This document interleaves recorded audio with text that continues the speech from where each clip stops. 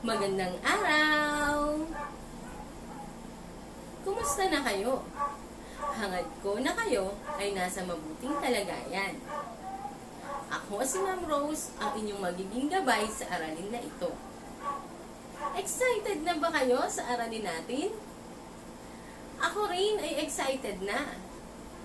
Tara at simulan na natin. Ngayon ay pag-aaralan natin ang mga natatanging bayani at ang kanilang mga ambag sa sariling lalawigan at rehiyon.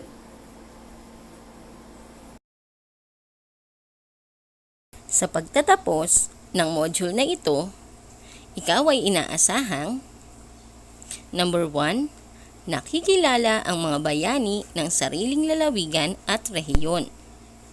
At number 2, napapahalagahan ang mga pagpupunyagi ng mga bayani ng lalawigan at rehiyon sa isang maikling pagpapahayag.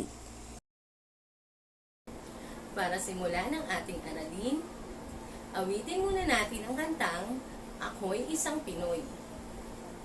Sabayan niyo ko sa pag-awit.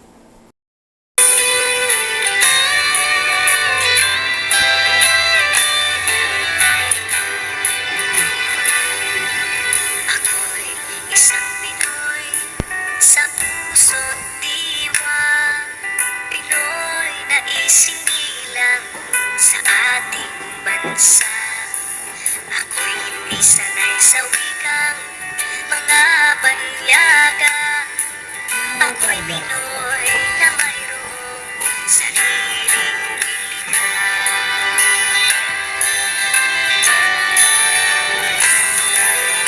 Wika ng bansa, ang gamit kong salita.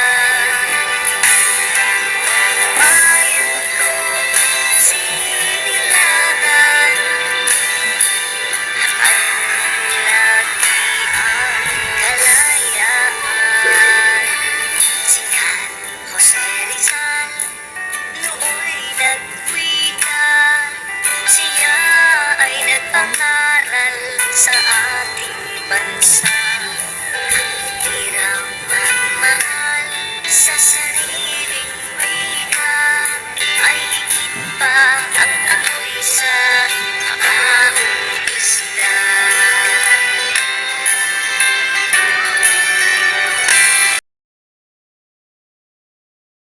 Mahusay! Dahil dyan, kayo ay bibigyan ko ng 3 palakpak.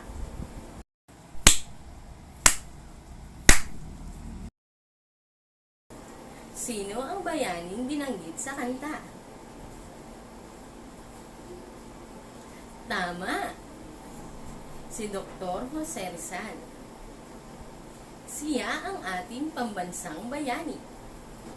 Alam niyo ba na makikita rin natin si Dr. Jose Rizal sa perang barya ng Pilipinas? Sa aling perang barya ng Pilipinas natin siya makikita?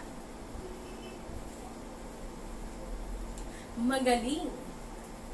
Makikita natin si Dr. Jose Rizal sa pisong barya ng Pilipinas. Sa iyong palagay, bakit itinanghal na pambansang bayani si Dr. Jose Rizal? Magaling! Siya ang bayaning hindi gumamit ng dahas sa pakikipaglaban sa mga mananakop. Isinugal niya ang kanyang buhay para sa kalayaan ng ating bansa laban sa mga Espanyol. Sino-sino pa ang mga kilala mong bayani na makikita sa mga perang barya at perang papel ng Pilipinas? Si Andres Bonifacio ay makikita sa 5 piso. Si Apolinario Mabini naman ay makikita sa 10 piso. Si Manuel L. Quezon sa 20 piso at Sergio Osmeña sa 50 piso. Si Manuel Rojas sa 100 piso, Benigno Ninoy Aquino at Corazon Aquino sa 500 piso. At sa 1,000 piso ay sina Jose Abad Santos, Vicente Lim at Josefa Llanes Escoda. Ngayon ay pag-aralan natin ang mga bayani sa ating rehiyon. Si Gregorio H. del Pilar. Siya ang bayani ng Pasong Tirad na ipinanganak sa Bulacan, Bulacan. Siya ang isa sa pinakabatang general na lumaban sa mga Amerikano. Namatay siyang nakikipaglaban para sa kalayaan ng ating bansa. Ang sumunod ay si Marcelo H. del Pilar.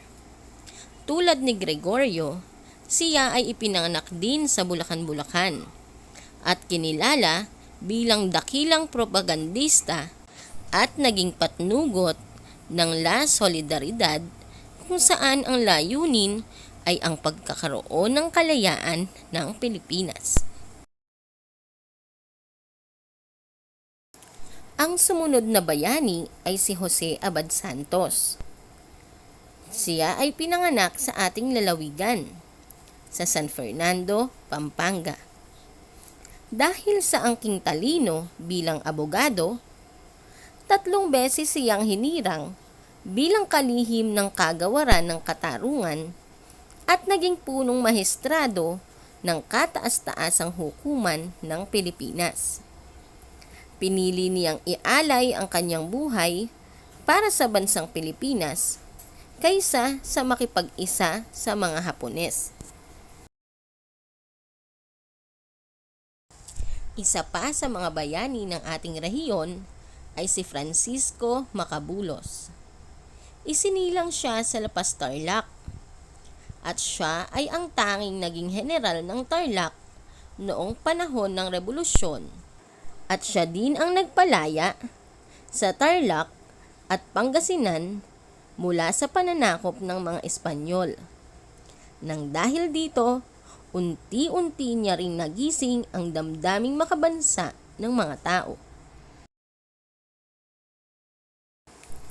Panghuli ay si Benigno S. Aquino Jr. Siya ay mas kilala bilang Ninoy at ipinanganak sa Capas Tarlac. Iminulat niya ang kaisipan ng mga Pilipino sa pamamagitan ng kanyang sakripisyo, mapayapa at tahimik na pakikipaglaban upang labanan ang diktatoryang rehimen ni Pangulong Ferdinand Marcos. Ibinuwis niya ang kanyang buhay alang-alang sa demokrasya ng ating bansa. Naintindihan mo ba ang ating aralin? Ngayon ay magbigay ng iba pang halimbawa ng mga bayani ng ating bansa.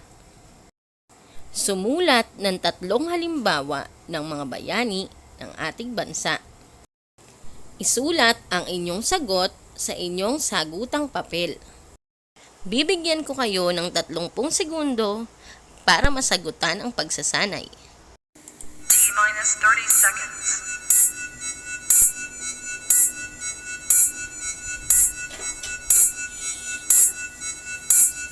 T-minus 20 seconds.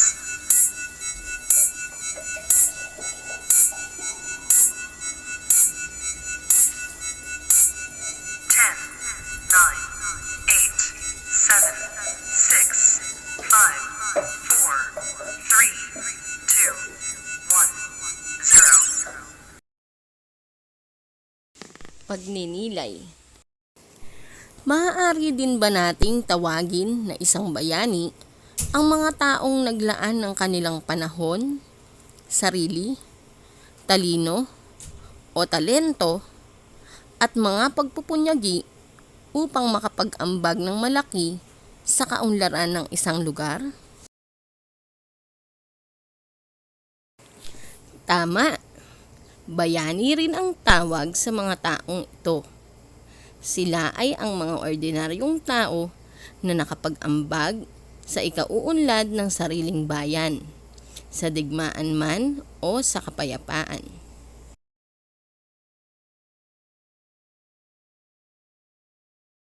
Para sa susunod na pagsasanay, Tukuyin kung sino ang bayani na nasa larawan.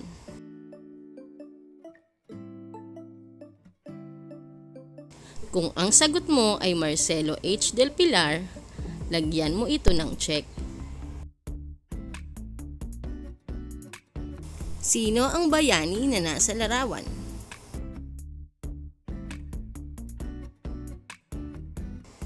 Ang sagot ay Benigno S. Aquino Jr. Sino ang bayani sa ikatlong larawan?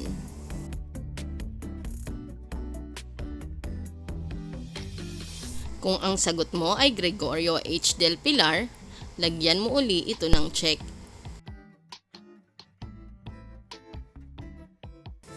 Ika-apat, sino ang bayani na nasa larawan? Ang tamang sagot ay Jose Abad Santos. Sino ang bayani sa panglimang larawan?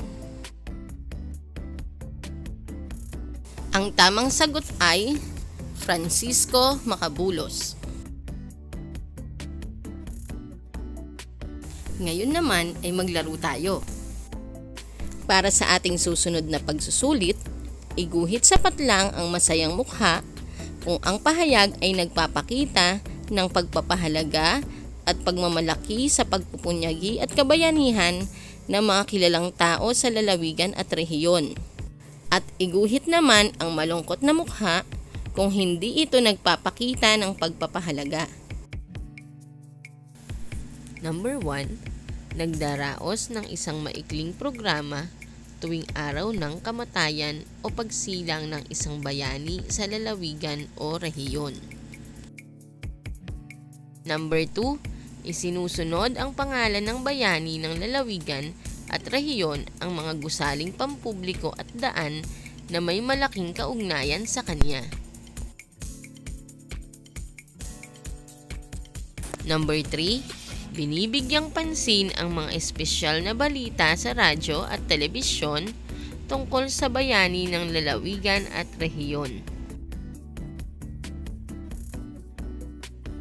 Number 4.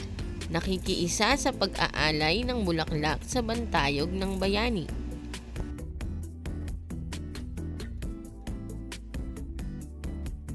At number 5. Ninanais na gawing bayani ang mga iniidolong mga artista ng lalawigan at rehiyon. Mga bata, lagi nating tandaan na sa simpleng pag-alala at paggunita sa kanilang mahalagang araw ay naipapakita natin ang pagpapahalaga sa ating mga magigiting na bayani. Nagbuwis man sila ng buhay o hindi, ang kanilang mga nagawa para sa bayan ay maituturing na kabayanihan. Hindi man tayo makagawa ng rebulto, maaari natin silang parangalan sa pamamagitan ng iba't ibang likhang sining tulad ng tula, awit, poster, at simpleng dula-dulaan. Lahat tayo ay maaaring maging bayani. Lagi lang nating iisipin at gagawin ng tama para sa ating sarili, sa kapwa, at sa ating bansa.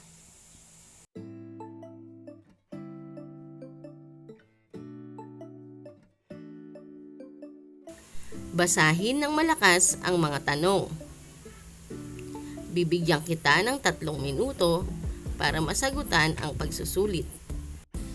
Tukuyin kung sino ang natatanging personalidad batay sa kanyang ambag.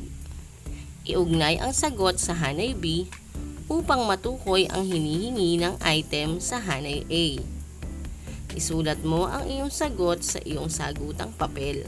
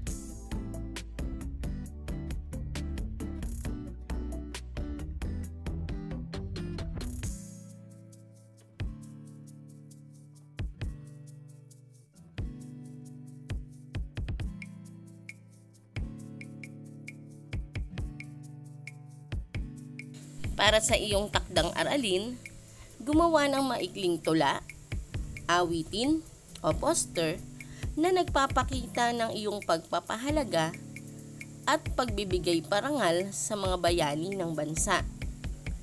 Pumili ng gagawin ayon sa iyong kakayahan.